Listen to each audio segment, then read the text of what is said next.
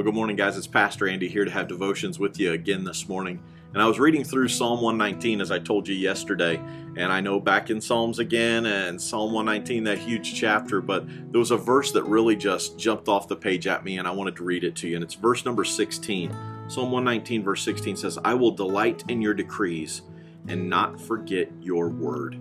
I'll delight in your decrees. Do we really delight in God's word? Delight in your decrees and not forget your word. You know, we really kind of don't focus on God's word a lot, and we tend to forget it. And I was reading a story this week that I wanted to kind of share with you about a pretty famous guy, Blaise Pascal, who was a 17th century mathematician and philosopher. He lived in France, one of the greatest mathematicians of all time. As a teenager, he wrote advanced books on mathematics and kind of really astonished the greatest mathematicians of his time, and a great philosopher, thinker, all of those things. But here's what is interesting. On November 23rd, 1654, between the night hours of 10:30 and 12:30, he met God. And he wrote his experience on a piece of paper. He carefully sewed this document into his coat and always transferred it when he changed clothes. He wore that paper until he died to remind him in some way of that experience.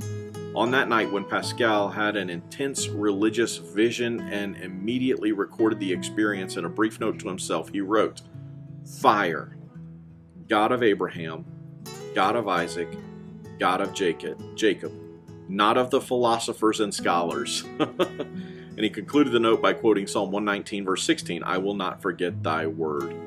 Man, as I read that and it went so along with this verse and reminded me of Pascal, I thought, man, here is a guy who, God moved in him big time. One of the most genius men who have ever lived. You may have heard of Pascal's triangle and some things like that, but we're talking a smart dude. And out of all the things that he could have wrote and carried around with him, of all the things he could have focused his life on that would have been the most important thing to him, instead of writing down some math equation and carrying it with him, he wrote on that piece of paper something that reminded him of when he met God. This is a great man with amazing accomplishments and did great work. But all Pascal could do to describe what happened when he met God was fire. And I thought, man, do we feel like that?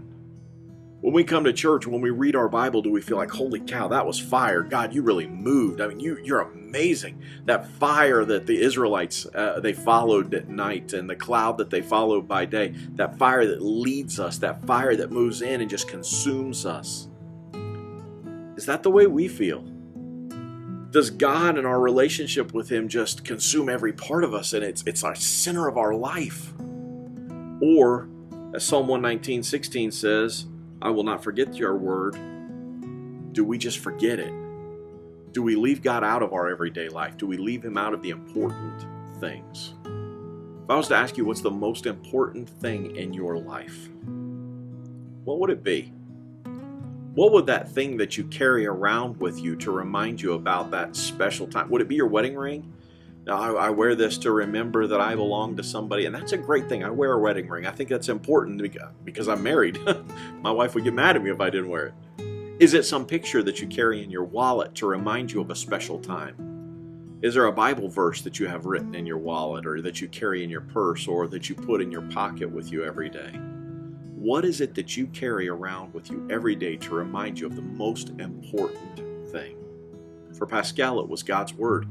He wrote down there, fire, God of Abraham, God of Isaac, God of Jacob, not of the philosophers.